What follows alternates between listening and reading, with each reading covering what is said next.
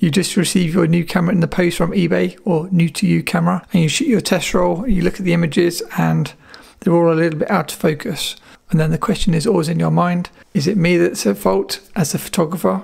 Is it the lens that's not working? Is it the camera that's not working? Or is it a combination of all of those together?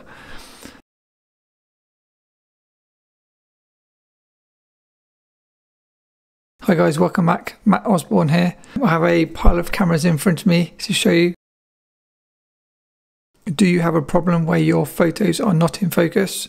This can be using a rangefinder camera or an SLR camera. This will mostly cover film cameras, but I will also touch on digital Leica cameras. So to cut to the point, this video is going to look at why some cameras are better than others in terms of making it easier to see to nail your focus. For those of you that are lucky to have fast lenses, maybe a 50 1.2 or 50 f1 or 50 1.4, if you're getting close, those lenses give you a very shallow depth of field, as you're probably aware of, and it is quite easy to misfocus. Equally, you may find that if you're shooting subjects further away from you and you're misfocusing, again, this video is going to help. So I'm going to look at film rangefinder cameras, film SLR cameras, and then first let's look at digital Leicas because I own digital Leicas. So let's take the Leica M240 or the Leica M10 first, talking about rangefinder cameras. If you want to improve your chances of hitting focus with the Leica M240 or the Leica M10, I would highly recommend using a electronic viewfinder or EVF. I've done a video on this before and I can link the EVF video below this video because it relates to digital shooters. That's your best option if you're using a digital Leica M camera. The EVF allows you to zoom in and you pretty much can't miss. It's so easy to focus via the viewfinder on the hot shoe. If you prefer to use the rangefinder, what I tend to do is use the same attachment that I use in my Leica M film cameras, and that is a 1.4 magnifier. These magnifiers just screw onto your viewfinder.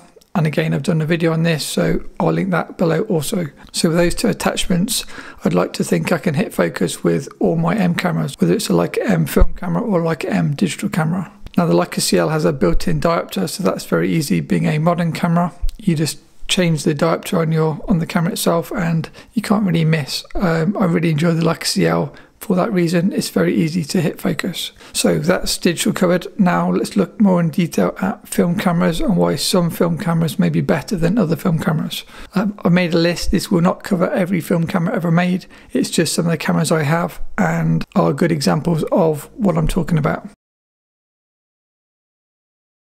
So in no particular order, if you look at something like a early Leica 3 camera, this camera is better than a Leica M camera because it has a built-in diopter. So you move this and that allows you to critically kind of dial in your prescription or your vision. That's an early Leica 3 camera. If you look at I don't know where to look.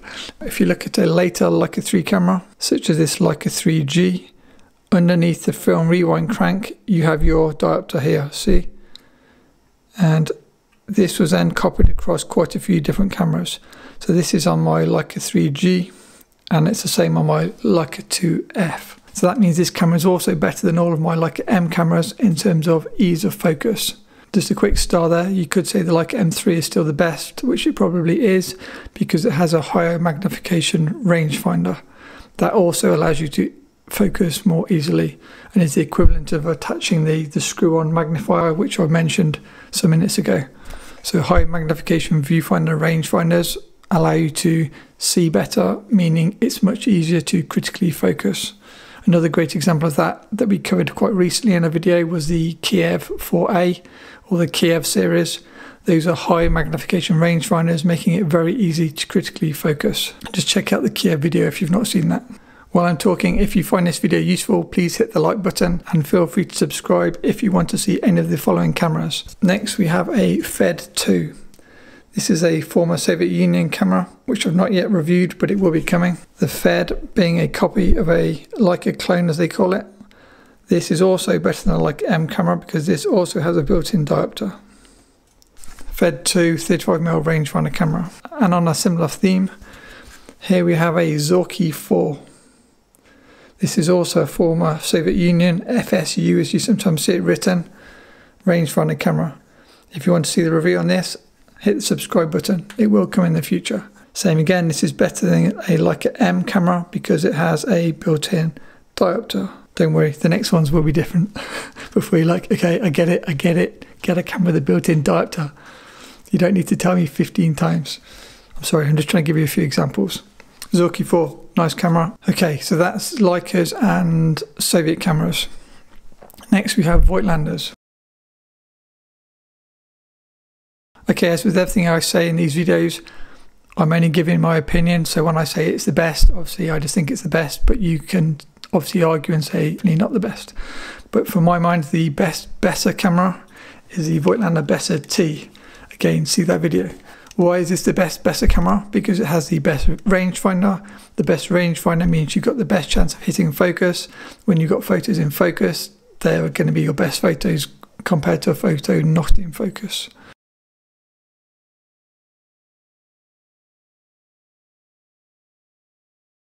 That's why the Bessa T to me is the best one. The Bessa T is also the only Voigtlander Bessa to have a built-in diopter on the rear of the camera. So here's your built-in diopter, the same as you may find on a modern camera, meaning you can really dial in your prescription, meaning you should always be able to hit focus. It's also got a more powerful rangefinder than a Leica M, say Leica M6, again making it easier to focus and nail your photos. Sadly, Voigtlander didn't copy the same design across the rest of the Bessa cameras. All the other Bessa cameras, such as the Voigtlander Bessa R that we have here, again all of these cameras I've reviewed before, so just check the playlists. This camera has a low magnification rangefinder, making it more difficult to see, but because this camera was made by Casino Voigtlander, and Casino Voigtlander made one chassis and then made lots of cameras with the same kind of base or same body, all of the cameras can use the same diopters.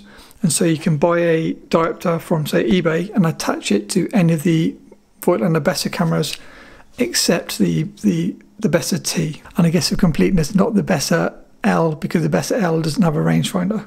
Is it going to focus? So you can see in my Voigtlander Bessa R, I have an attachment.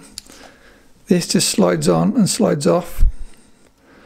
I'll slide it off. So there you can see I've got a -2 prescription diopter, which will fit all of my Bessa cameras, the ones mentioned, the ones that have this style of viewfinder.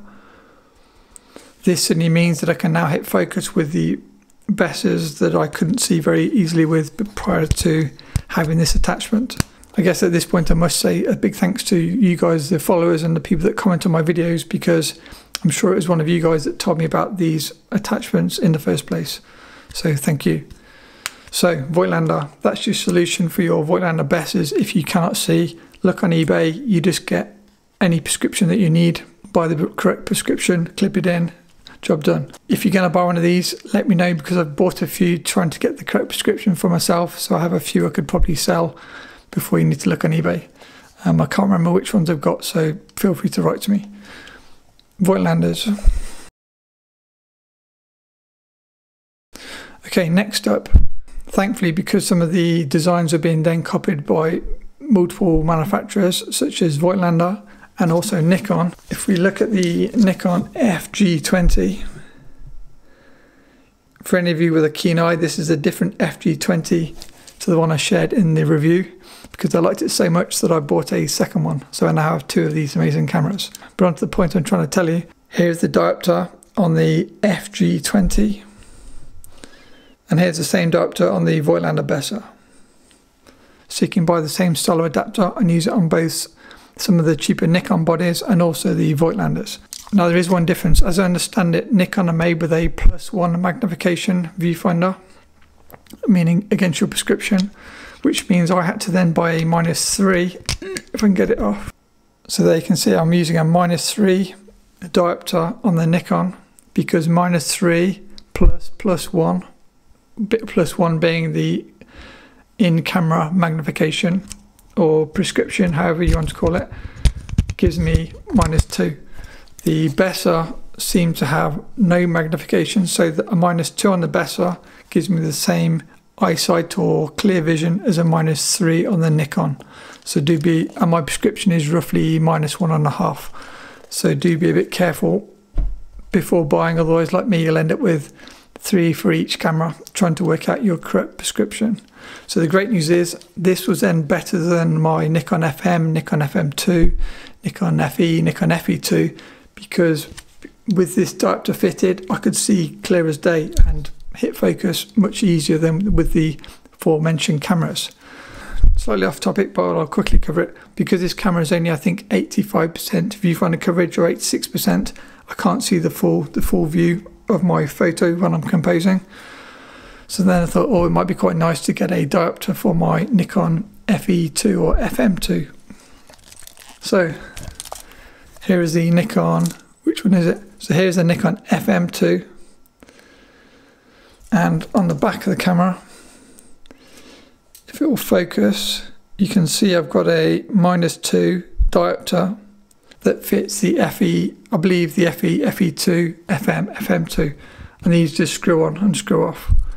This now gives me the same clear vision and ability to nail focus on the Nikon series like this, on the Nikon FM type cameras, as good as I get on my FG cameras. So now I'm totally out of excuses for ever missing a photo on any Leica 3 camera, any Voigtlander Bessa camera, and any manual Nikon SLR camera. What about the later Nikon bodies? If you buy something like the Nikon F100, Nikon F4, Nikon F5, these are later bodies. Here is the Nikon F100. Again, feel free to subscribe. This camera review will come. This camera does not need an additional diopter because the same as the F4 and the F5, you have a built-in diopter into the camera itself. So in theory, you shouldn't be able to miss focus with a later Nikon, and it makes it much easier to see. Okay, I'm searching the pile of cameras. I think I've told you about all the cameras I have to hand. A few more cameras I'll mention in terms of just from me learning on the job, as it were. If you shoot with a Hasselblad 500 series camera, most of those cameras come with a standard screen. An easy way to be able to see better with a Hasselblad camera is to replace the screen with an AccuMatte screen, meaning it's brighter so then you can see more easily.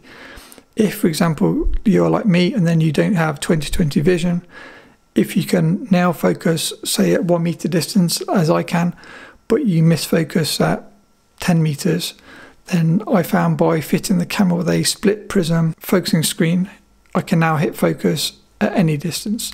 So I have 2 focus screens, one focus screen for close-up and one focus screen for distant work. The standard AccuMatte screen is better for close-up work, and the split prism AccuMatte screen is better for distance. And it's the same as all of these Nikons, which I probably should have mentioned. All of these cameras have a split prism screen, and so I can use the split prism at a distance, and I use the area around the prism, the edge of the screen, at close focus. So that's Hasselblad's. If you're still missing focus with your Hasselblad and you have the screen correct for your vision, do check that your focusing screen is fitted the correct way round.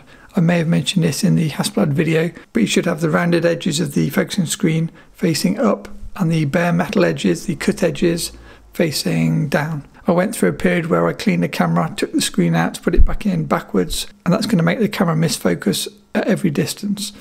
So learning the hard way, so hopefully you don't have to. That should be a slogan.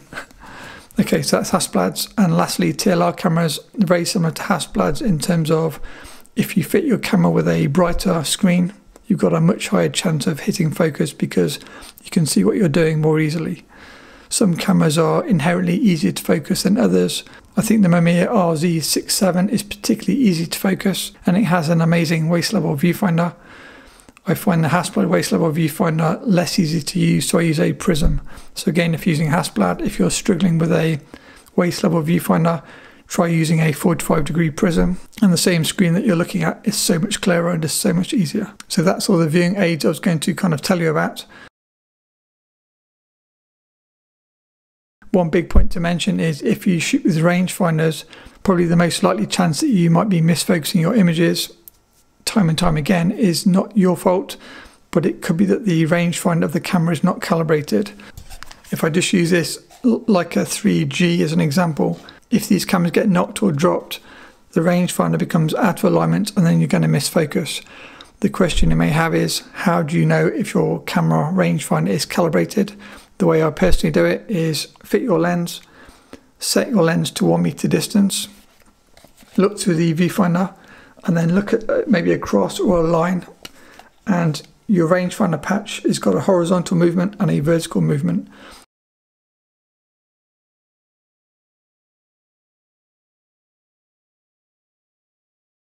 Sometimes it can be out horizontally but correct vertically.